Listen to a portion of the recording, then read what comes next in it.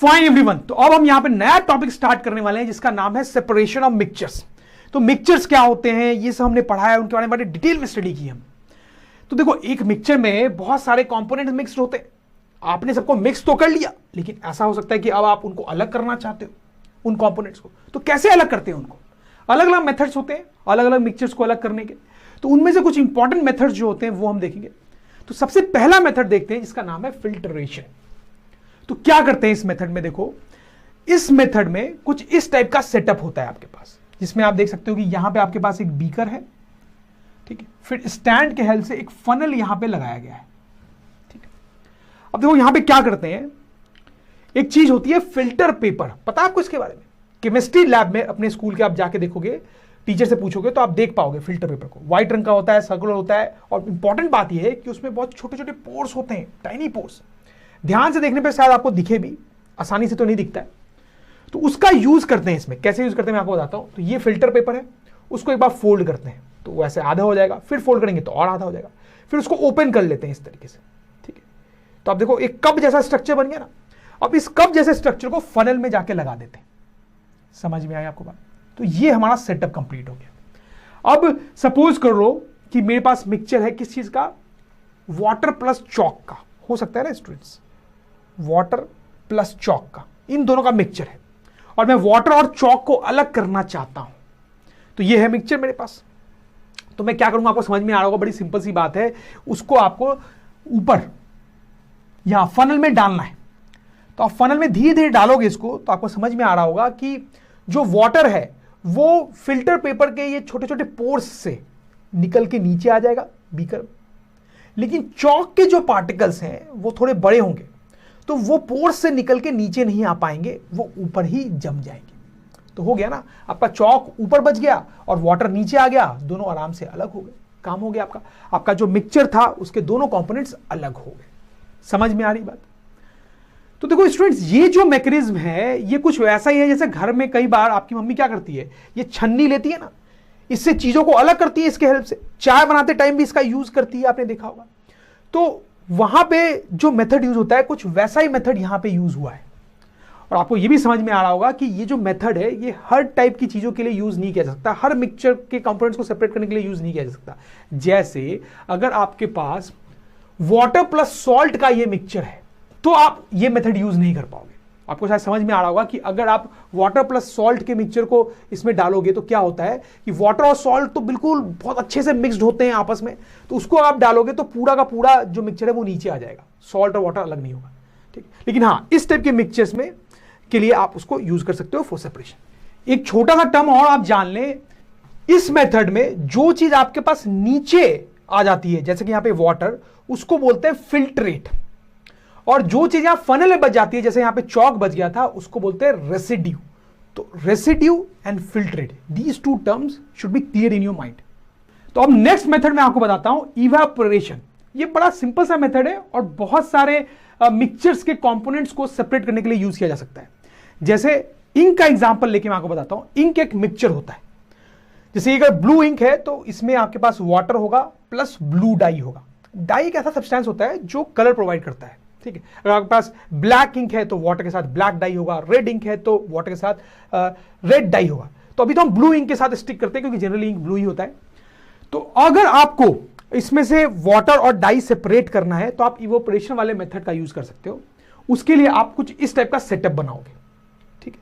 आप देखो सेटअप में क्या है, नीचे आपके पास एक बर्नर है गर्म करने के लिए, फिर बीकर है आपके पास, बीकर में ऑलमोस्ट हाफ वाटर है, ठीक है। और उसके ऊपर आप देखो ये वॉच ग्लास यहां पे रखा गया है। वॉच ग्लास कुछ खास चीज नहीं है, ग्लास का बना हुआ होता है, प्लेट टाइप स्ट्रक्चर होता है। इस पे आप थोड़ा सा इंक डाल दो, ठीक, और यहां से आप गर्म करना शुरू करो। तो क्या होता है कि यहां से आप गर्म करना शुरू करोगे तो धीरे धीरे ये इंक भी जो है वो भी गर्म होगा। तो इंक गर्म होगा तो उसमें जो वाटर है वो इवापोरेट करना शुरू करेगा। तो आपको यहां से कुछ वेपर्स उठते हुए दिखाई देंगे। तो वेपर्स क्या है, वाटर के वेपर्स निकल रहे हैं। तो कुछ देर तक आपको ये वेपर्स निकलते हुए दिखाई देंगे और कुछ देर बाद फिर बंद हो जाएंगे। क्यों बंद हो जाएंगे? क्योंकि पूरा वाटर जो है वो उड़ चुका है इवेपोरेशन से, और पीछे बच जाएगा सिर्फ ब्लू डाई। अगर आपने ब्लू इंक लिया था तो ब्लू डाई, तो हो गया ना, वाटर उड़ गया और आपके पास ब्लू डाई अलग बच गया। तो कंपोनेंट्स अलग कर लिया आपने, ठीक है। तो ये जो मेथड हमने यूज किया सेपरेशन का, इसमें इवापोरेशन का यूज हुआ है, ठीक है। और यहां हमने क्या किया है, क्या सेटअप बनाया है, क्या स्टेप्स थे, वो मैं लिख भी देता हूं। आप वीडियो को पॉज करके पढ़ सकते हो, ताकि एग्जाम में अगर लिखना हो तो आपको पता होगा कैसे लिख सकते हैं, राइट। अब ये जो मेथड है सेपरेशन का, इवापोरेशन, वो आप कई सारे मिक्सचर्स के लिए यूज कर सकते हो। जैसे सिंपली सॉल्ट और वाटर का अगर आपके पास मिक्सचर है, तो उसमें भी सॉल्ट और वाटर को अलग करने के लिए आप यूज कर सकते हो। आपको सिंपली क्या करना है, उसमें तो इतना सेटअप भी नहीं करना है, आप सीधे बर्नर से इसको हीट करना शुरू करो। वाटर जो है वो वेपोराइज होने लगेगा, ठीक है। आपको वाटर वेपर्स राइज करते हुए दिखाई देंगे, और साथ ही वाटर का लेवल कम होता हुआ दिखाई देगा। काफी देर तक ये सिलसिला चलता रहेगा, और फाइनली सारा पानी खत्म हो जाएगा और सिर्फ नीचे व्हाइट सॉल्ट बचेगा स्टूडेंट्स। तो हो गया ना, सॉल्ट अलग निकल गया, ठीक। यही मेथड आप शुगर और वाटर का मिक्सचर है अगर आपके पास, उसके लिए भी यूज कर सकते हो। तो वाटर पूरा उड़ जाएगा, नीचे शुगर ही बचेगा। इनफैक्ट स्टूडेंट्स, ये जो मेथड है सॉल्ट और वाटर के साथ जो मैंने आपको बताया, ये लोग यूज भी करते हैं। जैसे मैं आपको बताता हूं, समुंदर का जो पानी होता है उसमें वाटर और सॉल्ट मिक्स्ड होता है, तो वहां से आप सॉल्ट निकाल सकते हो। तो कैसे सॉल्ट निकाला जाता है, आप देखो इन डायग्राम्स को देखो। इस तरीके से क्या करते हैं कि फील्ड्स में समुद्र के पानी को बिछा देते हैं, सूरज की गर्मी उसमें पड़ती है, उससे क्या होता है कि वाटर इवापोरेट करने लगता है, और धीरे धीरे पूरा वाटर इवापोरेट हो जाता है, और फाइनली आपके पास सिर्फ व्हाइट सॉल्ट बच जाता है। तो यहां पे आप देखो, एक्चुअली में ऐसा किया जाता है, और समुद्र के पानी से सॉल्ट निकाला जाता है by this method of evaporation. तो अब नेक्स्ट मेथड देखेंगे सेपरेशन ऑफ मिक्सचर्स का, जिसका नाम है क्रिस्टलाइजेशन। ये बड़ा इंपॉर्टेंट मेथड है स्टूडेंट्स। क्रिस्टलाइजेशन अपने आप में एक बड़ा इंपॉर्टेंट टॉपिक है केमिस्ट्री का, जो आपको पता होना चाहिए। देखो मैं आपको समझाता हूं एग्जांपल लेके। तो कॉपर सल्फेट का एग्जांपल लेते हैं। तो ये कॉपर सल्फेट क्रिस्टल है, बड़े सुंदर दिखते हैं, ब्राइट ब्लू कलर के होते हैं।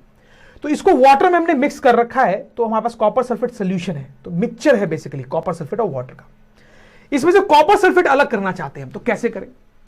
तो देखो, एक तो तरीका है कि आप इवापोरेशन से इसको अलग कर सकते हो, जो अभी हमने पढ़ा था, इवापोरेशन से। तो क्या करना है उसके लिए, आपको कॉपर सल्फेट के सोल्यूशन को बीकर में लेके हीट करना है। हीट करोगे तो वाटर जो है वेपर बन के उड़ना शुरू करेगा, और फाइनली थोड़ी देर बाद आपके पास सिर्फ कॉपर सल्फेट बचेगा। सिंपल, ठीक है। तो आपको ये तरीका पता ही है। तो इस तरह से आप इवापोरेशन के तरीके से भी काम कर सकते हो। लेकिन यहां पे दूसरा तरीका भी है सेपरेट करने का, वही हम यहां पे पढ़ने में इंटरेस्टेड थे। उसमें आप क्या करोगे कि वंस अगेन आप इसको हीट करना शुरू करोगे, कॉपर सल्फेट के सोल्यूशन को, वाटर वेपर उड़ना शुरू करेगा। लेकिन जब काफी पानी उड़ गया होगा तो आप हीटिंग को रोक दोगे यहां पे। जैसे यहां पे तो आप हीट करते ही जाते हो एंड तक, जब तक सिर्फ कॉपर सल्फेट ना बचे। यहां पे वैसा नहीं करोगे। जब पानी काफी कम हो गया है तो आप रुक जाओगे। तो ये आपके पास हो गया है सैचुरेटेड कॉपर सल्फेट सोल्यूशन। बहुत कंसंट्रेटेड सोल्यूशन आपके पास है, मतलब इसे पानी कम है और कॉपर सल्फेट बहुत ज्यादा है, ठीक है। अब इसको आप ठंडा करने के लिए छोड़ दो, ठंडा होने के लिए छोड़ दो। तो ठंडा होने के लिए जब आप छोड़ दोगे तो थोड़ी देर बाद आप देखोगे कि कॉपर सल्फेट बाहर निकल के आ गया, उसके क्रिस्टल्स बाहर निकल के आ गए हैं, और पानी, ठंडा पानी अलग हो गया है, ऐसा आपको लगेगा, दिखेगा। तो स्टूडेंट्स, इस तरीके से भी आप कॉपर सल्फेट को अलग कर सकते हो पानी से। और ये जो तरीका है, इसी को बोलते हैं क्रिस्टलाइजेशन। क्रिस्टलाइजेशन एक प्रोसेस होता है जिसमें आप क्या करते हो कि किसी चीज के कंसंट्रेटेड सॉल्यूशन को, किसी चीज के कंसंट्रेटेड सैचुरेटेड सॉल्यूशन को ठंडा करने के लिए आप छोड़ देते हो, ठंडा होने के लिए छोड़ देते हो, और जब ऐसा छोड़ देते हो तो उसके क्रिस्टल्स बाहर आ जाते हैं। तो ये जो प्रोसेस है इसको क्रिस्टलाइजेशन बोलते हैं। तो हम लिख भी सकते हैं, crystallisation is a process of cooling hot concentrated solution of a substance to obtain its crystals. समझ में आ रही बात। तो ये जो प्रोसेस है इसको हम क्रिस्टलाइजेशन बोलते हैं, और आप समझ सकते हैं कि इससे भी हम मिक्सचर को सेपरेट कर सकते हैं। सही बात है। अच्छा, अब आपके दिमाग में नेचुरली ये क्वेश्चन आ रहा होगा कि सेपरेशन का मेथड यहां पे जो हमने यूज किया इवापोरेशन, वो बेटर है या फिर ये क्रिस्टलाइजेशन मेथड बेटर है। तो आपको इतना तो समझ में आ ही रहा होगा कि ऑब्वियसली यही मेथड बेटर है, तभी तो हमने ये पढ़ा है, नहीं तो सिर्फ यही पढ़ के छोड़ देते। तो ये क्यों बेटर है? एक्चुअली यहां पर जो कॉपर सल्फेट आपको मिला है वो प्योर कॉपर सल्फेट है, और वहां पर जो कॉपर सल्फेट आपको मिला है वो इम्प्योर है, उसमें कुछ इंप्योरिटीज मिक्स्ड है। तो ऐसा कैसे? देखो मैं आपको समझाता हूं। ये जो कॉपर सल्फेट सोल्यूशन था हमारे पास, इसमें ऑब्वियसली वाटर था, कॉपर सल्फेट था, और कुछ इंप्योरिटीज भी थी। आप सोच रहे हो इंप्योरिटीज कहां से है? इंप्योरिटीज कहीं से भी आ सकती है। हो सकता है जो पानी आपने मिलाया था उसी में कुछ गंदगी थी, ठीक। तो इंप्योरिटीज भी थी आपके पास। अब इस वाले मेथड में क्या होता है, पानी उड़ता जाता है, पानी उड़ता जाता है गर्म करने पे, तो पीछे क्या बच जाएगा? कॉपर सल्फेट प्लस इंप्योरिटीज, दोनों चीजें पीछे बच जाएंगी, इसलिए आपको इम्प्योर कॉपर सल्फेट मिल रहा है वहां पे। इसमें क्या होता है, इसमें देखो, यहां पर अगर आप देखेंगे तो इस सॉल्यूशन में ऑब्वियसली वाटर भी है, कॉपर सल्फेट भी है और इंप्यूरिटीज भी, ठीक है। तो इसमें कॉपर सल्फेट का क्रिस्टल निकल के बाहर आता है और वाटर और इंप्यूरिटीज पीछे रह जाते हैं। तो यहां पर जो क्रिस्टल्स मिले ना वो सिर्फ कॉपर सल्फेट है, उसमें इंप्यूरिटी नहीं है। समझ में आई आपको बात? इसलिए ये वाला जो मेथड है that is much better. I hope you get this students. अब ये जो क्रिस्टलाइजेशन का मेथड है इसका एक बड़ा प्रैक्टिकल यूज भी है। क्या? ऑब्टेनिंग सॉल्ट फ्रॉम सी। तो देखो, समुंदर में जो पानी होता है आपको पता होगा कि वहां उसमें पानी तो होता ही है, उसमें सॉल्ट मिक्स्ड होता है स्टूडेंट्स, और ऑब्वियसली बहुत सारी इंप्यूरिटीज भी होती है। तो जो सॉल्ट हम खाते हैं ना वो इस ओशन वाटर से ही ऑब्टेन किया जाता है। कैसे ऑब्टेन करते हैं मैं आपको बताता हूं। ओशन का जो वाटर है उसको इस तरफ फील्ड्स पे बिछा देते हैं, ठीक है। सन की गर्मी से वाटर जो है वो इवापोरेट होता है, तो पूरा वाटर धीरे धीरे उड़ जाता है और पीछे आपको इस टाइप की चीज दिखती है। ये क्या है? ये सॉल्ट प्लस इंप्यूरिटी है। उड़ा सिर्फ क्या है? वाटर। सॉल्ट और इंप्यूरिटी दोनों नीचे रह गई है, ठीक है। तो अब इस सॉल्ट में से इंप्यूरिटी को हटाना है हमें। तो देखो क्या करते हैं हम, ये जो सॉल्ट है इसको हम इंडस्ट्रीज में लेके जाते हैं, फैक्ट्रीज में लेके जाते हैं, उसको पानी के साथ मिला के उसका सॉल्यूशन बना देते हैं, ठीक है।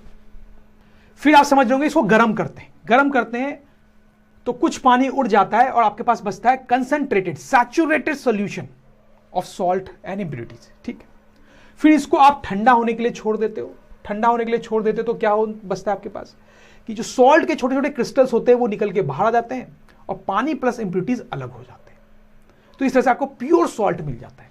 तो यहां पर जो आपने किया था उससे वाटर अलग हुआ था, लेकिन सॉल्ट और इंप्यूरिटीज दोनों थे।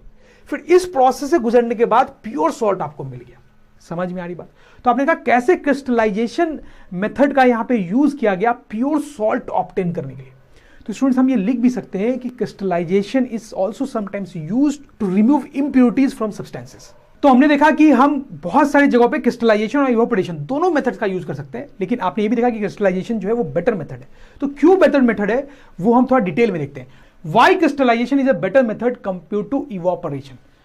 तो पहला पॉइंट, पहला जो रीजन है वो तो आपको मैंने बता ही दिया है कि by crystallisation we get pure substance, when we use evaporation we get impure substance, ठीक है। वो तो हमने देखा ही। अच्छा, दूसरा रीजन क्या है क्रिस्टलाइजेशन का बेटर होने का, जैसे मैं आपको एग्जांपल देके समझाता हूं। सपोज करो मेरे पास शुगर और वाटर का मिक्सचर है और मुझे शुगर और वाटर को अलग करना है। तो अगर मैं इवापोरेशन से करूंगा तो गर्म करूंगा इसको, और देखो बहुत गर्म करना पड़ेगा। क्यों बहुत गर्म करना पड़ेगा? ताकि पूरा पानी जो है वो उड़ जाए और लास्ट में सिर्फ शुगर बचे। तो इस मेथड में बहुत हीटिंग करनी पड़ती है।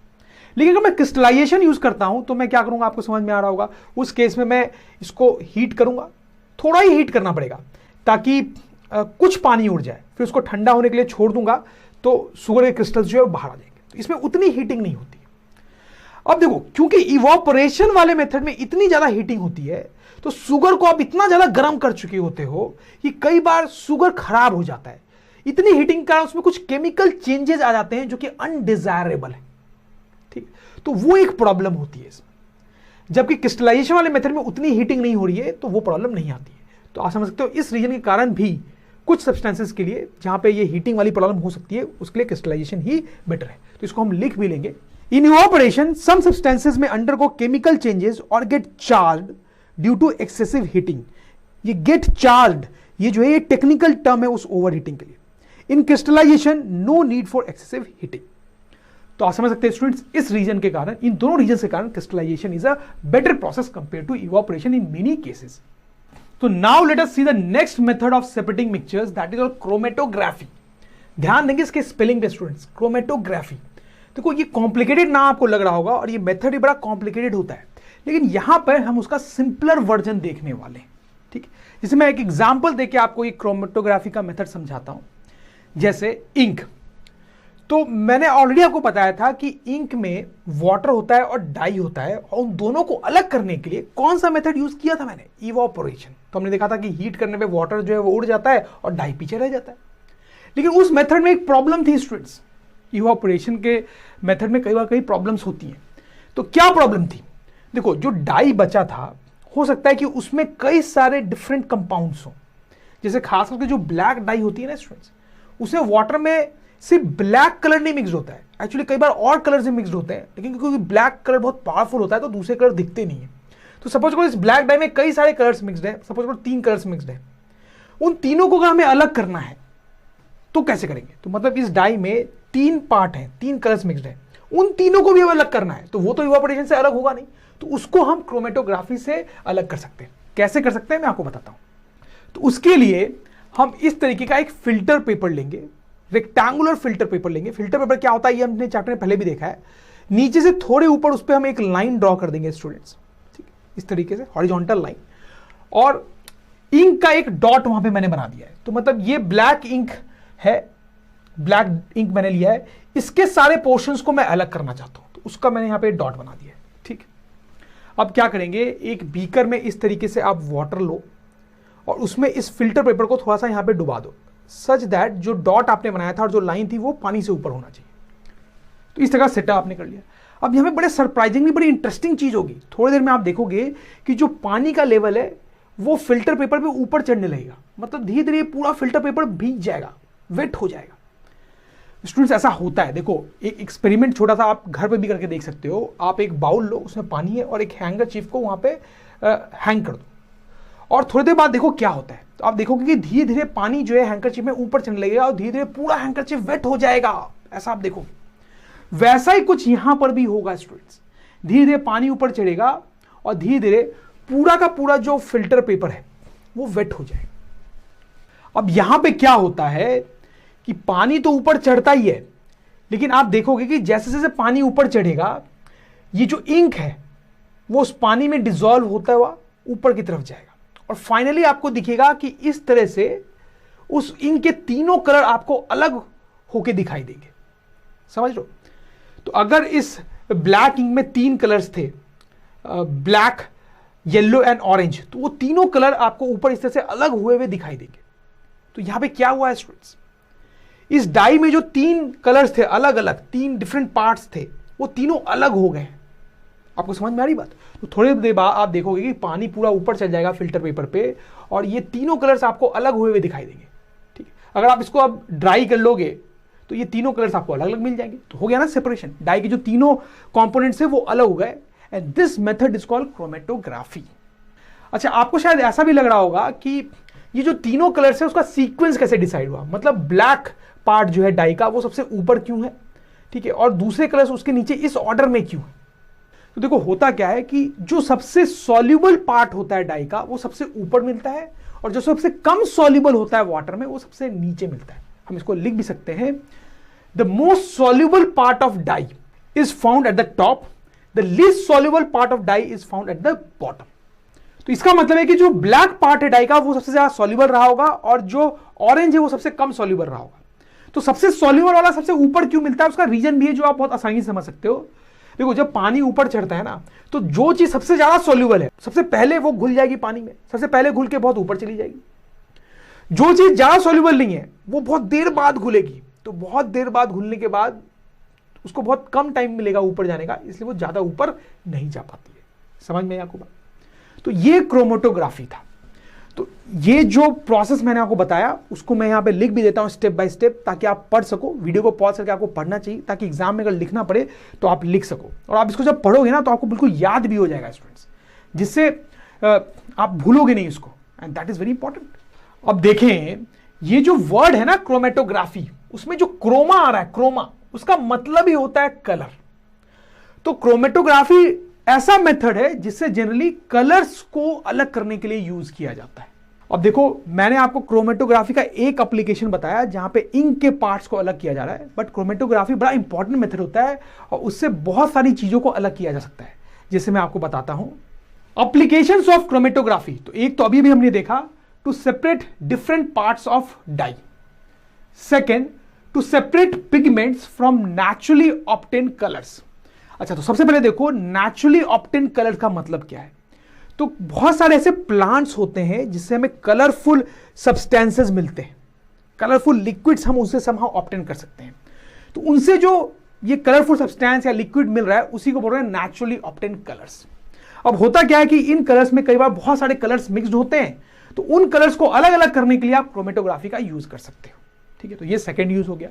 थर्ड एप्लीकेशन या यूज जो है क्रोमेटोग्राफी का, to separate drugs from blood. तो देखो स्टूडेंट्स, कई बार हम डिफरेंट टाइप की मेडिसिन या दवा खा लेते हैं जो हमारे ब्लड में जाके मिक्स होती है। तो डॉक्टर्स को कई बार अगर पता करना होता है कि आपने कौन सी मेडिसिन खाई है, तो उसके लिए वो क्रोमेटोग्राफी का यूज कर सकते हैं। तो डॉक्टर क्या करता है, हमारे बॉडी से ब्लड का एक सैंपल निकालता है और फिर क्रोमेटोग्राफी यूज करके ब्लड और उसमें जो ड्रग है, उसमें जो मेडिसिन है, उसको अलग करता है। तो अलग करके उसको दिख जाएगा कि कौन कौन सी मेडिसिन हमारे ब्लड में है, मतलब कौन कौन सी मेडिसिन हमने खाई थी। तो these are some important applications of chromatography. इसके अलावा भी कई सारे एप्लीकेशंस होते हैं जो हाई क्लासेस में हम पढ़ेंगे। क्रोमेटोग्राफी एक्चुअली बड़ा ही इंपॉर्टेंट मेथड होता है। तो कई सारे मेथड्स अभी तक हम देख चुके हैं फॉर सेपरेशन ऑफ मिक्सचर्स। अब एक और नया मेथड देखते हैं, बड़ा सिंपल सा मेथड है, ऐसे ही है, सब्लिमेशन। तो सबसे पहले तो हमें पता होना चाहिए कि सब्लिमेशन होता क्या है। तो जैसे देखो, कुछ सब्सटेंसेज होते हैं, कैम्फर, ठीक है, इसको कपूर ही बोलते हैं, तो आपको समझ में आएगा क्या है ये। नेप्थलीन, ये नेप्थलीन बॉल्स आपने देखे होंगे, कई बार आपकी मम्मी जो है ना पुराने कपड़ों में रखती है ताकि उसमें इंसेक्ट्स ना लग जाए। अमोनियम क्लोराइड, एंथ्रासीन, ये कुछ खास तरह के सब्सटेंसेज हैं। क्या खास है इनके बारे में? देखो क्या होता है, जनरली अगर आपके पास कोई सॉलिड सब्सटेंस है, ठीक है, और आप इसको बहुत हीट करो तो वो लिक्विड में कन्वर्ट हो जाता है, और फिर लिक्विड को बहुत ज्यादा हीट करो स्टूडेंट्स तो वो गैस में कन्वर्ट हो जाता है। सही, जनरली ऐसा होता है।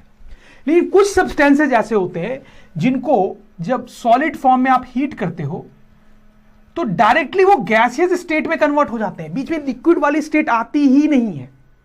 तो ये जो सब्सटेंसेज है इनके पास यही प्रॉपर्टी है। ये कुछ ऐसे सब्सटेंसेज जिनको अगर आप हीट करोगे तो डायरेक्टली गैस बन जाएंगे, वो बीच में लिक्विड वाली स्टेट नहीं आएगी। और सब्लिमेशन क्या होता है?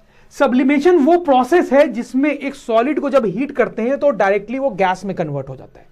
तो सॉलिड से डायरेक्टली गैस में कन्वर्ट होने का जो प्रोसेस है उसको सब्लिमेशन बोलते हैं। और कुछ सब्सटेंसेज ये जो प्रोसेस है सब्लिमेशन का वो एग्जिबिट करते हैं, सारे सब्सटेंसेज नहीं करते। जनरली तो सब्सटेंसेज पहले लिक्विड बनेंगे फिर गैस बनेंगे। अच्छा, तो ये जो प्रोसेस है सब्लिमेशन का, इसका भी हम यूज कर सकते हैं कुछ मिक्सचर के कंपोनेंट्स को अलग करने के लिए। तो एक एग्जांपल लेके ये मेथड मैं आपको समझाता हूं।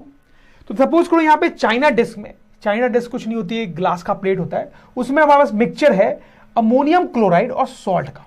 और अगर आपको याद हो तो अभी अभी मैंने आपको बताया था कि अमोनियम क्लोराइड जो है वो सब्लिमेशन शो करता है, लेकिन सॉल्ट नहीं करता है। ठीक है, तो ये जो मेथड मैं आपको बताने वाला हूं सेपरेशन का, ये तब आप यूज कर सकते हो जब आपके पास एक मिक्सचर हो, उसमें से एक सब्सटेंस सब्लिमेशन शो करता हो, एक सब्सटेंस सब्लिमेशन शो करता हो और दूसरा नहीं करता हो। तो इस टाइप का मेथड आप यूज कर सकते हो। ठीक है, तो देखो अमोनियम क्लोराइड की ये प्रॉपर्टी होती है कि सॉलिड फॉर्म में अगर आप उसको हीट करोगे तो डायरेक्ट वो गैस में कन्वर्ट हो जाएगा, और अगर आप उसको कूल करोगे तो गैस को कूल करोगे तो वापस वो डायरेक्टली सॉलिड स्टेट में आ जाएगा, बीच में लिक्विड वाली स्टेट नहीं आती है। ठीक है, सब्लिमेशन जो भी चीजें शो करती है उनका यही प्रॉपर्टी होता है। आप क्या करोगे, इसके ऊपर आप एक इन्वर्टेड फनल रख दो इस तरीके से। ठीक है, और फनल के टॉप एंड को मैं क्लोज करना चाहता हूं तो किसी भी तरीके से आप उसको क्लोज कर सकते हो। मैंने कॉटन प्लग्स लगा के उसको क्लोज कर दिया। नीचे से बर्नर से आप इसको हीट करना शुरू करो। तब हीट करना शुरू करोगे तो क्या होगा स्टूडेंट्स, अमोनियम क्लोराइड जो है इसमें वो डायरेक्टली वेपर बनेगा और इसके वेपर्स राइज होते हुए आपको दिखाई देंगे, जबकि सॉल्ट के साथ ऐसा नहीं होगा, सॉल्ट नीचे ही रहेगा। समझ लो, तो अमोनियम क्लोराइड के वेपर्स राइज होते हुए आपको दिखाई देंगे और फिर ये वेपर्स जो है फनल के ऊपर जाएंगे, फनल में ऊपर जाएंगे और फनल को हिट करेंगे। तो देखो फनल का ये जो पार्ट है वो ठंडा होगा, वो गर्म नहीं होगा, क्योंकि गर्म तो आप नीचे से कर रहे हो ना, तो ये पार्ट फनल का ठंडा होगा। तो जब वेपर्स उसको हिट करेंगे तो वो कूल डाउन होंगे, और कूल डाउन होंगे तो क्या होगा, वापस से सॉलिड स्टेट में आएंगे। तो यहां पे फनल के एज पे सॉलिड अमोनियम क्लोराइड सेटल हुआ आपको दिखाई देगा। तो क्या हो रहा है आपको समझ में आ रहा है ना, अमोनियम क्लोराइड गर्म होकर वेपोराइज हो रहा है, ऊपर उठ रहा है और फिर यहां पे ठंडा होकर वापस सॉलिडिफाई हो रहा है, जबकि सॉल्ट जो है आपका वो नीचे ही रहेगा। तो धीरे धीरे पूरा अमोनियम क्लोराइड आपको ऊपर सेटल हुआ मिल जाएगा और सॉल्ट नीचे रह जाएगा। तो दोनों पार्ट आपके मिक्सचर के अलग हो गए। तो बड़ा आसान सा प्रोसेस है, जैसा कि आप देख सकते हो। मैं इसके स्टेप्स जो है वो लिख भी देता हूं ताकि एग्जाम में अगर आपको लिखना पड़े तो आपको पता होगा कैसे लिखना है। वीडियो को पॉज करके आपको इसको पढ़ना चाहिए students, right. Now let's have a look at a different method to separate mixtures, separation of immiscible liquids. तो सबसे पहले आप समझो कि इमिसिबल लिक्विड्स का क्या मतलब है। जैसे मैं आपको एग्जांपल देता हूं, सपोज करो हमने एक मिक्सचर बनाया वाटर और मिल्क को मिक्स करके, ठीक है, और एक केस में हम मिक्सचर बना रहे हैं वाटर और मस्टर्ड ऑयल को मिक्स करके, या फिर वाटर और किरोसिन ऑयल को मिक्स करके, ठीक है। देखो क्या होता है, जब वाटर और मिल्क को आप मिक्स करोगे ना स्टूडेंट्स, तो आपके पास कुछ ऐसी सिचुएशन होगी, ठीक है। इस बीकर में वाटर और मिल्क जो है पूरी तरह से मिक्स हो गए हैं, ठीक है। दोनों को आप अलग अलग नहीं देख सकते हो, ठीक। लेकिन जब वाटर को मस्टर्ड ऑयल या वाटर को केरोसिन के साथ, केरोसिन ऑयल के साथ मिक्स करते हो, तो आपको बीकर में कुछ ऐसा सीन दिखेगा। इसमें आप देखो कि वाटर की एक नीचे लेयर जमा हो गई है और केरोसिन ऑयल या मस्टर्ड ऑयल की जो लेयर है वो ऊपर जमा हो गई है। मतलब देखा जाए तो दोनों पूरी तरह से मिक्स ही नहीं हुए, जबकि मिल्क के साथ वाटर पूरी तरह से मिक्स हो गया है। तो जब लिक्विड्स इस तरह से पूरी तरह से मिक्स हो जाती हैं तो उनको बोलते हैं मिसिबल लिक्विड्स। और लिक्विड अगर इस तरह से अलग लेयर बना लेती है तो उनको बोलते हैं इमिसिबल लिक्विड्स। तो आपको समझ में आया इमिसिबल लिक्विड्स क्या होती है। तो आप समझ सकते हैं कि ऐसे लिक्विड्स को सेपरेट करना थोड़ा अलग होता है और ऐसे लिक्विड्स को सेपरेट करना अलग होता है। और आपको ये भी समझ में आ रहा होगा कि इस केस में सेपरेट करना बहुत डिफिकल्ट होता होगा, क्योंकि पूरी तरह से अच्छे से मिक्स हो गया सब कुछ। इसमें सब कुछ उतने अच्छे से मिक्स नहीं हुआ है, अलग अलग लेयर में है बस, तो इसमें सेपरेशन करना आसान होता है। तो ऐसे इमिसिबल लिक्विड्स को कैसे सेपरेट करते हैं वही मैं आपको यहां पे बताने वाला हूं, बहुत ईजी तरीका है। अच्छा, आपके दिमाग में हो सकता है एक डाउट और चल रहा हो कि वाटर की लेयर क्यों नीचे है, मस्टर्ड ऑयल या केरोसिन की लेयर क्यों ऊपर है, ठीक है, उल्टा क्यों नहीं है। तो वो तो बड़ी सिंपल सी बात है, वो मैं आपको बता देता हूं कि वाटर की जो डेंसिटी होती है वो हाई होती है और मस्टर्ड ऑयल या केरोसिन की जो डेंसिटी होती है वो लो होती है। तो जिसकी डेंसिटी हाई होगी ना उसकी नीचे लेयर बनेगी, ठीक है, layer will be at bottom. और जिसकी डेंसिटी कम है तो layer will be eight top. तो आपको समझ में, वो डेंसिटी से डिसाइड होती है, हमारे लिए ऐसे भी बहुत इंपॉर्टेंट नहीं है। चलो देखते हैं कैसे ऐसे लिक्विड्स को सेपरेट करते हैं। सो आप देखें, इस टाइप का एक एपरेटस लेते हैं, इसको बोलते हैं सेपरेटिंग फनल। और आप देखो इसके एंड में एक छोटी सी ट्यूब जैसा स्ट्रक्चर होता है और यहां पर एक नॉब टाइप स्ट्रक्चर होता है जिसको बोलते हैं स्टॉप कॉक, ठीक है। इसको आप ओपन या क्लोज कर सकते हो, ठीक है। उससे ये जो रास्ता है ये खुल जाता है या बंद हो जाता है, ठीक है। तो अभी सपोज करो ये बंद है, आपने इसको रास्ते को बंद कर रखा है, तो आपको जो लिक्विड्स को सेपरेट करना है उनके इमिसिबल मिक्सचर को आप इसमें पोर कर दोगे, ठीक है। तो जैसे अगर मुझे वाटर और केरोसिन ऑयल का मिक्सचर को सेपरेट करना है तो आप उसको इसमें पोर करोगे, ठीक है। और आपको पता है कि पोर करने के बाद क्या होगा, वाटर की लेयर नीचे बन जाएगी और केरोसिन ऑयल की लेयर ऊपर बन जाएगी, जैसे मैंने आपको पहले एक्सप्लेन भी किया था। अब बहुत ही सिंपल सा काम आपको यहां पे करना है, नीचे आपको एक बीकर लगाना है, ठीक है, और इसको आप खोल दोगे थोड़ा सा। तो खोल दोगे तो क्या होगा, आप समझ सकते हो कि यहां पे जो वाटर है नीचे वो बूंद बूंद करके इस बीकर में नीचे आने लगेगा, उसमें जमा होने लगेगा, ठीक है। तो काफी टाइम जब बीत जाएगा तो वाटर ऑलमोस्ट पूरा नीचे आ जाएगा और केरोसिन जो है वो ऊपर रहेगा, ठीक है। तो जैसे पूरा वाटर आपको लगे कि नीचे आ गया है, आप इसको बंद कर दो। बंद कर दो तो केरोसिन ऑयल जो है ऊपर रह जाएगा और वाटर जो है वो नीचे जमा हो गया, तो दोनों अलग हो गए ना। तो बड़ा सिंपल तरीका है इस तरह से दो इमिसिबल लिक्विड्स को अलग करने का। और यहां पे जो प्रोसेस भी है उसको भी मैं राइट डाउन कर देता हूं, लिख देता हूं, ताकि आप वीडियो को पॉज करके उसको पढ़ सकें और एग्जाम में कैसे लिखना है वो भी आपको समझ में आएगा। तो अब ये जो मेथड है इसका आप हर जगह पे वहां यूज कर सकते हो जहां इमिसिबल लिक्विड्स है। तो जैसे कि एक तो आप यूज कर सकते हो for separating oil from water, जैसा कि मैंने आपको यहां पे बताया। अच्छा, दूसरा एक और बड़ा इंपॉर्टेंट यूज मैं आपको इसका बताता हूं। जैसे माइंस से स्टूडेंट हमें आयरन मिलता है, लेकिन माइंस से जो आयरन हमें मिलता है उसमें बहुत सारी इंप्योरिटीज भी मिक्स्ड होती हैं और हमें उन इंप्योरिटीज को आयरन से अलग करना होता है। तो उसके लिए हम क्या टेक्निक यूज करते हैं मैं आपको बताता हूं कि आयरन और इंप्योरिटीज के इस मिक्सचर को बहुत गर्म करते हैं। बहुत गर्म करने पे ये मेल्ट हो जाता है। तो मान लो इस वेसल में आपके पास रखा हुआ है और मेल्ट हो गया है पूरा। थोड़ी देर इसको आप छोड़ोगे ना तो क्या होता है कि इसमें जो आयरन वाला पार्ट है वो नीचे सेटल हो जाता है और उसमें जो इंप्योरिटीज थी वो ऊपर सेटल हो जाती है, ठीक है, दोनों लिक्विड फॉर्म में। तो इसको बोलते हैं मॉल्टेन आयरन और इसको बोलते हैं स्लैग। इंप्योरिटीज को क्या बोलते हैं यहाँ पे, स्लैग। अब क्योंकि दोनों इमिसिबल है इसलिए अलग लेयर्स में सेटल हो गई हैं। तो आपको पता ही है कि आगे कैसे इस तरीके का यूज करके आप उनको सेपरेट कर सकते हो। तो हम लिख सकते हैं to separate molten iron from impurities. तो इस मेथड का खास करके इन दो जगहों पे यूज होता है। तो अब हम देखेंगे सेपरेशन ऑफ मिसिबल लिक्विड्स। जो अभी पहले मैंने आपको जो तरीका बताया उससे मिसिबल लिक्विड्स को तो सेपरेट कर नहीं सकते, वो आपको समझ में आ रहा होगा। तो एग्जांपल लेके मैं आपको बताता हूं कि मिसिबल लिक्विड्स को कैसे सेपरेट करते हैं। जैसे एग्जांपल मैं ले लेता हूं वाटर और एसीटोन का। किसका स्टूडेंट्स, वाटर और एसीटोन के एक मिक्सचर का। एसीटोन भी एक लिक्विड होती है, पता नहीं आपको इसका नहीं पता है कि नहीं है, बट कोई बात नहीं है। दो लिक्विड है, वाटर और एसीटोन, ये ऐसे ही मिक्स हो जाती हैं जैसे कि वाटर और मिल्क हो जाते हैं, जिसका मैंने आपको बताया था। इन दोनों को सेपरेट करने का मेथड मैं आपको बताऊंगा। अब देखो, वाटर का जो बॉइलिंग पॉइंट होता है वो होता है 100 डिग्री सेंटीग्रेड, उसका बड़ा इंपॉर्टेंट रोल है यहाँ पे। और एसीटोन का जो बॉइलिंग पॉइंट होता है स्टूडेंट्स, वो होता है 56 डिग्री सेंटीग्रेड। तो इसका मतलब क्या है, ये तो आपको पता ही है। इसका मतलब ये है कि अगर हम लिक्विड वाटर को हीट करेंगे तो उसका टेम्परेचर 100 डिग्री सेंटीग्रेड हो जाएगा, तो वो गैस में कन्वर्ट होना शुरू हो जाएगा। लेकिन एसीटोन के साथ क्या होगा, लिक्विड एसीटोन को हीट करेंगे और उसका टेम्परेचर जब 50-60 डिग्री सेंटीग्रेड हो जाएगा तो भी वो गैस में कन्वर्ट होना शुरू हो जाएगा। मतलब एसीटोन जो है जल्दी गैस में कन्वर्ट करना शुरू होगा और वाटर जो है वो लेट से, जब उसका टेम्परेचर 100 डिग्री सेंटीग्रेड हो जाएगा।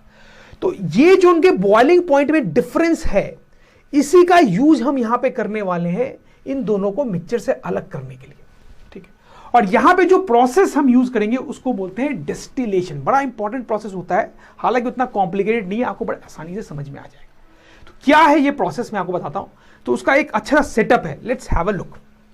तो आप देखो, यहां पे हमारे पास एक फ्लास्क है और उसके नीचे यहां पे बर्नर लगा हुआ है। तो ऑब्वियसली इस फ्लास्क में हमारे पास ये मिक्सचर होगा, ठीक है, एसीटोन और वाटर का। इसको हम हीट करेंगे थोड़ी देर बाद। अब देखो, इसके ऊपर यहां पे आप देखो थर्मोमीटर लगा हुआ है, ठीक है। फिर आप देखो, इस फ्लास्क से ये ट्यूब ऐसे निकल के आ रही है इस तरीके से, और ये जो ट्यूब है वो एंड कर रही है एक बीकर में, ठीक है। तो आपको पूरा सेटअप समझ में आया। अब यहां पे एक और चीज होती है, ये जो ट्यूब आ रही है उसके अराउंड इस तरह से एक सेटअप होता है जिसको हम वाटर कंडेंसर बोलते हैं। क्या बोलते हैं, वाटर कंडेंसर। इसमें क्या होता है कि एक इनलेट होता है जिससे कोल्ड वाटर एंटर कर सकता है, यहां पे एक आउटलेट होता है जिससे वो वाटर बाहर निकल जाएगा। तो कोल्ड वाटर के सप्लाई के कारण ये जो ट्यूब है यहां पे वो ठंडी रहती है, ऑल टाइम बड़ी ठंडी रहती है। इसका बड़ा इंपॉर्टेंट रोल है, जैसा कि आप आगे समझ जाएंगे। अब देखो कैसे एक्सपेरिमेंट कंडक्ट किया जाता है इन दोनों को मिक्सचर से अलग करने के लिए। आप मिक्सचर को यहां पे गर्म करना शुरू करते हो, तो जैसे आप गर्म करना शुरू करोगे तो टेम्परेचर यहां पे बढ़ेगा स्टूडेंट्स। टेम्परेचर बढ़ेगा तो थर्मोमीटर में क्या होगा, उसकी रीडिंग ऊपर जाना शुरू होगी, ठीक है, धीरे धीरे ऊपर जाना शुरू होगी। आप देखो कि टेम्परेचर की जो रीडिंग है वो ऊपर जाते जाते 56 डिग्री पे आ जाएगी और वहां पे फिर कांस्टेंट हो जाएगी। उसके बाद टेम्परेचर की रीडिंग नहीं बढ़ेगी। तो इसका मतलब है अब फर्दर हीटिंग नहीं हो रही है। आप नीचे से हीट तो कर रहे हो, शुरू में ये गर्म भी हुआ, 56 डिग्री टेम्परेचर तक गया, लेकिन उसके बाद वो टेम्परेचर बढ़ता हुआ आपको दिखाई नहीं देगा। उसी टाइम पे आपको और भी चीजें होती हुई दिखाई देंगी। उसी टाइम पे आपको दिखाई देगा कि यहां से वेपर्स उठना शुरू होंगे। उसके पहले वेपर्स नहीं उठ रहे थे, अब जब ये 56 डिग्री सेंटीग्रेड चला गया है तो वेपर्स उठना शुरू होंगे। तो क्या हो रहा है बताओ मुझे, वेपर्स क्यों उठ रहे हैं? क्योंकि टेम्परेचर 56 डिग्री सेंटीग्रेड हो गया है, तो एसीटोन जो है वो वेपोराइज हो रहा है, उसके वेपर्स ऊपर उठ रहे हैं। वाटर अभी वेपोराइज नहीं हो रहा है, क्योंकि वाटर तो तब वेपोराइज होता है जब टेम्परेचर 100 होता, वो तो हुआ नहीं है। तो इसका मतलब है वाटर नीचे ही है, जो वेपर्स उठ रहे हैं वो सिर्फ एसीटोन के हैं। एसीटोन के वेपर्स यहां से निकल के इस ट्यूब से होते हुए गुजरेंगे और आप देखोगे कि इस ट्यूब से गुजरते टाइम वो लिक्विड में कन्वर्ट हो जाएंगे और लिक्विड एसीटोन यहां पे स्टोर होने लगेगा। तो यहां पे एसीटोन लिक्विड में कैसे कन्वर्ट हो गया? क्योंकि ये ट्यूब ठंडी थी ना, ठंडी थी तो जो गैस था एसीटोन का वो वापस लिक्विड फॉर्म में कन्वर्ट हो गया है। समझ में आ रही बात? तो इसलिए लिक्विड एसीटोन यहां पे एक्यूमुलेट होता जाएगा। तो आप समझ रहे हो यहां पे क्या होगा, धीरे धीरे आप देखोगे कि वेपर उठता ही जाएगा, उठता ही जाएगा, यहां से गुजरता ही जाएगा और एसीटोन यहां पे एक्यूमुलेट होता ही जाएगा, होता ही जाएगा, होता ही जाएगा। ठीक है, तो आप देखो वाटर पीछे छूटता जा रहा है और एसीटोन जो है यहां कलेक्ट होता जा रहा है, तो दोनों अलग हो रहे हैं। फिर थोड़ी देर बाद आप देखोगे कि ये जो टेम्परेचर है बढ़ने लगेगा, बढ़ने लगेगा। उसी टाइम पे आप देखोगे कि अब वेपर्स भी उठने बंद हो जाएंगे और उसी टाइम पे यहां पे एसीटोन भी बढ़ना बंद हो जाएगा। ये सब एक साथ ही होते हुए आपको दिखाई देंगे। समझ में आ रही है बात? फोकस कर पा रहे हो ना? ठीक है, तो अब क्या हुआ है, इसका मतलब यह है कि जितना भी एसीटोन था वो सब वेपोराइज होके यहां पे आ चुका है। यहां पे कोई भी एसीटोन नहीं बचा है। इसका मतलब है कि यहां पे सिर्फ वाटर ही बचा है। तो आप क्या करोगे, हीटिंग को बंद कर दोगे। तो हो गया ना, एसीटोन अलग हो गया आपका, वाटर अलग रह गया, तो मिक्सचर के दोनों पार्ट आपके अलग हो गए। तो इस तरीके से आप डिस्टिलेशन प्रोसेस का यूज करके अलग कर सकते हो लिक्विड के कंपोनेंट्स को, मिक्सचर के कंपोनेंट्स को। तो ये जो मेथड था इसी को डिस्टिलेशन बोलते हैं यहां पे। समझ में आ रही है आपको? इसके जो स्टेप्स थे वो भी शॉर्ट में मैं यहां पे लिख देता हूं, ठीक है? आप वीडियो को पॉज करके इसको पढ़ें तो आपको पता चलेगा कि एग्जाम में कैसे डिस्क्राइब करना है इसको। समझ में आ रही बात? अच्छा, अब देखो, ये जो मेथड है डिस्टिलेशन का, ये बड़ा इंपॉर्टेंट मेथड है, लेकिन इसमें एक कैच है। ये मेथड सिर्फ तब वर्क करता है जब दोनों जो लिक्विड्स मिक्स्ड हैं उनकी बॉइलिंग पॉइंट में अच्छा खासा डिफरेंस हो। जैसे आप देखो, इन दोनों के बॉइलिंग पॉइंट से काफी डिफरेंस है, इसका बॉइलिंग पॉइंट 100 है, इसका 56 है, बहुत डिफरेंस है। तो उसी केस में ये मेथड अच्छे से काम करता है। तो हम लिख भी सकते हैं, this method works properly only if the difference in boiling point of liquids is greater than 25 degree centigrade. मतलब अगर बॉइलिंग पॉइंट में जो डिफरेंस है वो 25 डिग्री सेंटीग्रेड से ज्यादा है तभी ये मेथड ढंग से काम करेगा। अगर difference in boiling point less than 25 है, 15 degree centigrade, 20 degree centigrade, 10 degree centigrade ही है, इतना ही डिफरेंस है बॉइलिंग पॉइंट में दोनों लिक्विड के, तो फिर ये मेथड जो है वो ढंग से काम नहीं करता है स्टूडेंट्स। जैसे मैं एक एग्जांपल देके आपको समझाता हूं छोटा सा कि क्यों काम नहीं करता है। जैसे सपोज करो मेरे पास एक मिक्सचर है जिसमें है वाटर और एक दूसरी लिक्विड जिसका नाम है एक्स। इसका बॉइलिंग पॉइंट है से 100 डिग्री सेंटीग्रेड, इसका बॉइलिंग पॉइंट है से 90 डिग्री सेंटीग्रेड। तो क्या होगा इस केस में, अगर आप इस मिक्सचर को यहां पे रख दोगे और गर्म करोगे तो क्या होगा, टेम्परेचर थर्मोमीटर का बढ़ेगा बढ़ेगा बढ़ेगा, कहां तक बढ़ेगा, 90 तक जाएगा, फिर कांस्टेंट हो जाएगा। ठीक है, क्यों? क्योंकि अब जो है ये एक्स लिक्विड जो है उसके वेपर्स बनने शुरू हो जाएंगे। ठीक है, लेकिन अब क्या होता है कि एक्स लिक्विड के तो बहुत सारे वेपर्स बनते हैं, लेकिन वाटर भी थोड़ा थोड़ा वेपर फॉर्म में कन्वर्ट होने लगता है। ठीक है, क्योंकि देखो आप 100 तक नहीं पहुंचे हो लेकिन 90 तक तो पहुंच ही चुके हैं ना, तो काफी क्लोज पहुंच गए हो बॉइलिंग पॉइंट के, तो थोड़ा थोड़ा वाटर भी वेपोराइज होने लगता है। तो आप समझ लो कि जो वेपर्स यहां पे बन रहे हैं उसमें थोड़ा वाटर भी है और एक्स भी बहुत ज्यादा है, तो दोनों अच्छे से अलग नहीं हुए ना, तो अब वो सही से काम नहीं कर रहा है। डिस्टिलेशन मेथड जो है इस केस में काम नहीं कर रहा है। ठीक है, तो कब काम करता है कब नहीं करता है ये आपको समझ में आई बात। अच्छा, इन केस आपको ये वीडियो थोड़ा सा फास्ट लगा हो, थोड़ा सा जल्दी जल्दी मैंने बताया, तो आपको रिवाइंड करके सुनना चाहिए। वीडियो से पढ़ने का यही तरीका है कि आप कितने बार भी रिवाइंड करके पढ़ सकते हो, समझ सकते हो, जब तक आपको बिल्कुल क्लियर ना हो जाए। चलो एनीवेज, तो अब देखो इस टाइप की जो सिचुएशन हो जाती है जब बॉइलिंग पॉइंट का डिफरेंस कम है तो भी हम लिक्विड्स को अलग कर सकते हैं। उस टाइम पे इस मेथड को थोड़ा मॉडिफाई करना पड़ता है और उस टाइम उसका नाम हो जाता है फ्रैक्शनल डिस्टिलेशन। तो क्या होता है ये फ्रैक्शनल डिस्टिलेशन, ये थोड़ा सा मैं आपको बताऊंगा, उतना डिटेल में तो नहीं जाएंगे क्योंकि ये बहुत ज्यादा हमारे सिलेबस में नहीं है, बहुत हाई लेवल हो जाता है। तो देखो ये जो एपरेटस है ना, इसमें थोड़ा सा चेंज करते हैं। जैसे ये जो फ्लास्क को थोड़ा छोटा कर देता हूं मैं। अब क्या होता है, ये थर्मोमीटर को हटाओ, इस टाइप का एक स्ट्रक्चर यहां पे कनेक्टेड होता है और थर्मोमीटर जो है इसके ऊपर कनेक्टेड होता है। ये जो स्ट्रक्चर आपको दिख रहा है, ठीक है, ये नया है यहां पे, और इसके अंदर ये जो बॉल्स आपको दिख रही हैं वो ग्लास की बनी हुई बॉल्स हैं, बाकी सब कुछ सेम है, बस ये एडिशनल चीज यहां पे ऐड हो गई। तो ये जो बॉल्स हैं इनको ग्लास बीड्स बोलते हैं, और ये जो ट्यूब टाइप मोटी सी स्ट्रक्चर है उसको बोलते हैं फ्रैक्शनेटिंग कॉलम। क्या बोलते हैं? Fractionating column. तो अब क्या होता है, इसके प्रेजेंस के कारण अब यहां पे अगर दो ऐसे लिक्विड्स का मिक्सचर है जिनके पीछे बॉइलिंग पॉइंट कम है तो भी दोनों अच्छे से अलग हो जाती हैं। ठीक है, तो अगर आपने ये लगा दिया तो अब ये दोनों लिक्विड्स भी अच्छे से अलग हो जाएंगे। अब ये कैसे काम करता है, इसके कारण क्या इफेक्ट आता है, कैसे अब दोनों क्लियरली अलग हो जाती है, उसके डिटेल में हम नहीं जाएंगे, वो बड़ा हाई लेवल हो जाता है। बस आप समझ लो कि इनको भी अलग करने का तरीका है, उसको बोलते हैं फ्रैक्शनल डिस्टिलेशन, उसमें छोटा सा बस एडिशन ही करना पड़ता है। समझ में बात आपको स्टूडेंट्स? तो इससे ही आपको थोड़ा संतोष करना पड़ेगा यहां पे। तो अब देखेंगे some important uses of fractional distillation. तो हालांकि फ्रैक्शनल डिस्टिलेशन हमने उतना डिटेल में नहीं देखा है, बट उसका बड़ा इंपॉर्टेंट यूज होता है बहुत सारी जगहों पे। तो कुछ यूजेस मैं आपको बताऊंगा, दो यूजेस बेसिकली बताने वाला हूं। तो पहला है सेपरेशन ऑफ पेट्रोलियम प्रोडक्ट्स। तो स्टूडेंट्स आपको पता होगा, जैसे आप इस फोटोग्राफ को देखो कि जमीन के अंदर वेल्स होते हैं जिससे पेट्रोलियम निकाला जाता है, और ये जो पेट्रोलियम होता है ऐसी ब्लैक टाइप की लिक्विड होती है, और इसमें एक्चुअली बहुत सारे दूसरे लिक्विड्स मिक्स्ड होती हैं। इसमें पेट्रोल होता है, डीजल होता है, केरोसिन ऑयल होता है, और भी बहुत सारी लिक्विड्स इसमें मिक्स्ड होती हैं। तो this is actually a mixture, a miscible mixture of all these liquids. ठीक है, तो इससे ये सारी चीजें हम अलग कर सकते हैं और की भी जाती है in industries by using the method of fractional distillation. समझ में आ रही बात? ये सारे प्रोडक्ट्स आपको पता भी होगा ना, पेट्रोल डीजल, इससे हमारी कारें चलती हैं। केरोसिन वाल भी आपको पता होगा, इससे लैंटर्न वगैरह जलाया जाता है खासकर गांव में। दूसरा यूज जो है फ्रैक्शनल डिस्टिलेशन का, वो मैं आपको बताता हूं। जैसे हमारे आसपास हवा होती है स्टूडेंट्स, आपको पता है, और उस हवा में बहुत सारी गैसेज होती हैं, नाइट्रोजन होता है, ऑक्सीजन होता है, कार्बन डाइऑक्साइड, आर्गन, ऐसे बहुत सारी गैसेज होती हैं।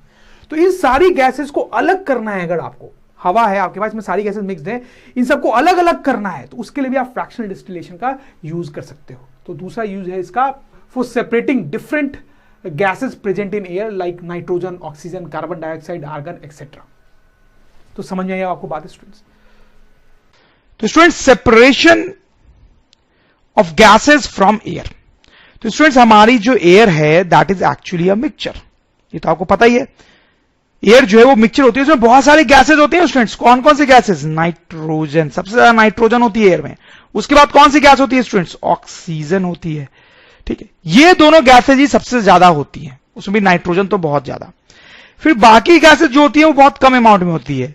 कार्बन डाइऑक्साइड, कार्बन डाइऑक्साइड कम अमाउंट में होता है लेकिन होता है।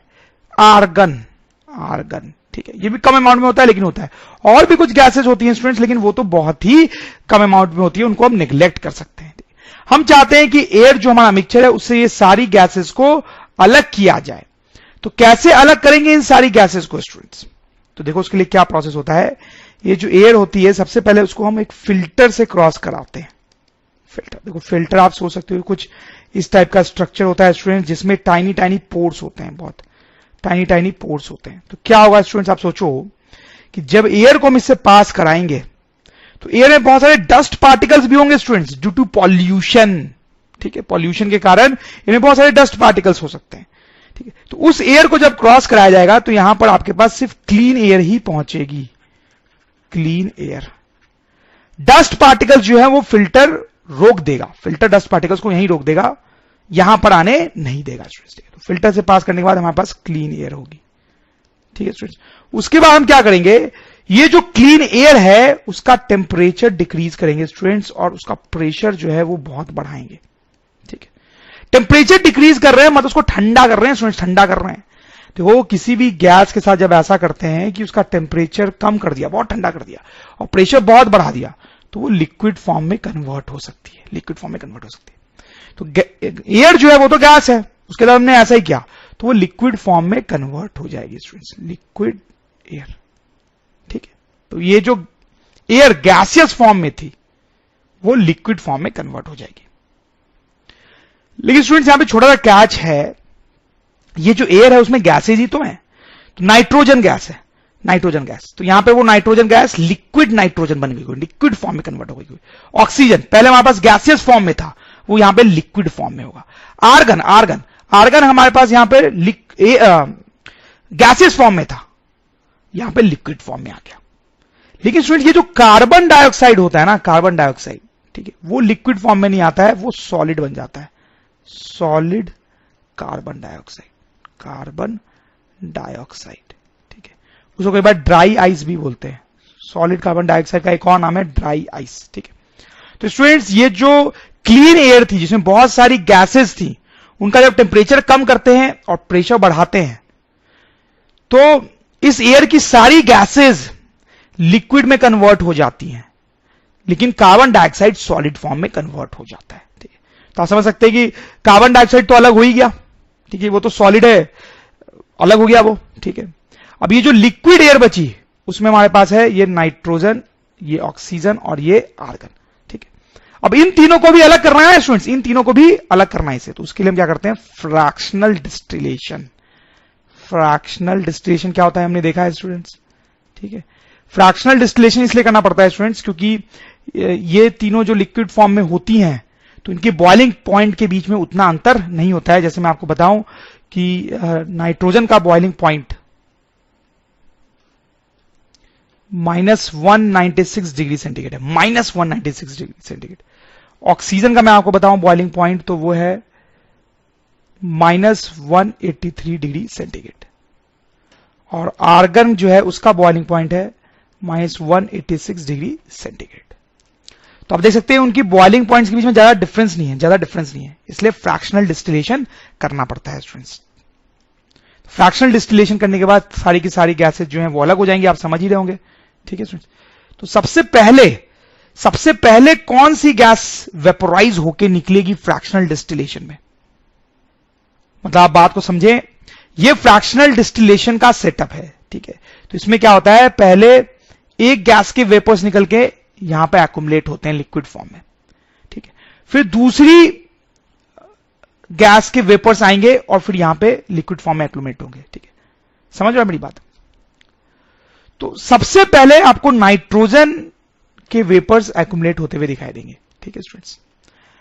तो बेसिकली क्या होता है, जिसका बॉइलिंग पॉइंट सबसे कम होता है वो सबसे पहले एक्युमुलेट होता है फर्स्ट, ठीक है। तो आप देख सकते हैं नाइट्रोजन का लिस्ट बॉइलिंग पॉइंट है, लिस्ट बॉइलिंग पॉइंट, ठीक है, सबसे कम है इसका बॉइलिंग पॉइंट, इसलिए सबसे पहले आपको नाइट्रोजन के वेपर्स उठते हुए दिखाई देंगे और वो बीकर में एक्युमुलेट होगा। उसके बाद स्टूडेंट्स आप देखेंगे कि आर्गन देखो सबसे कम बॉइलिंग पॉइंट है नाइट्रोजन का, उसके बाद है ये आर्गन का। तो सेकंड नंबर पे आपको आर्गन मिलेगा, ठीक है। और फिर नीचे क्या बच जाएगा स्टूडेंट्स? ऑक्सीजन, ठीक है, ऑक्सीजन, ठीक है। थर्ड नंबर पे ऑक्सीजन गैस आपको निकलते हुए दिखाई देगी। तो इस तरीके से नाइट्रोजन, आर्गन और ऑक्सीजन, ये सारे की सारी गैसेस क्या हो जाएंगी? अलग हो जाएंगे स्टूडेंट्स। तो इसमें आप ये ध्यान रखें कि सबसे पहले नाइट्रोजन मिलेगा, फिर आर्गन मिलेगा और फिर ऑक्सीजन मिलेगा। सबसे पहले नाइट्रोजन क्यों मिलेगा स्टूडेंट्स? क्योंकि उसका बॉइलिंग पॉइंट सबसे कम है, लिस्ट है, सबसे कम है बॉइलिंग पॉइंट, तो ये सबसे पहले वेपोराइज हो जाएगा, उसके बाद आर्गन का बॉइलिंग पॉइंट होता है तो ये उसके बाद वेपोराइज होगा, ठीक है। और ऑक्सीजन का बॉइलिंग पॉइंट तीनों में सबसे हाई है, तो ये सबसे लास्ट में वेपोराइज होगा स्टूडेंट्स, ठीक है। तो ये पूरा प्रोसेस है, आप देख सकते हैं थोड़ा लंबा प्रोसेस है। पहले हम एयर से डस्ट पार्टिकल्स हटाते हैं फिल्टर से पास करके, फिर उस क्लीन एयर को लिक्विफाइड करते हैं, ठीक है। और उसमें खास बात यह है कि कार्बन डाइऑक्साइड जो है वो सॉलिड फॉर्म में कन्वर्ट होकर यहीं पे अलग हो जाता है। फिर जो लिक्विड है उसमें कई सारी गैसेस हैं तो उसका फ्रैक्शनल डिस्टिलेशन करते हैं, तो नाइट्रोजन, आर्गन अलग अलग हो जाती है।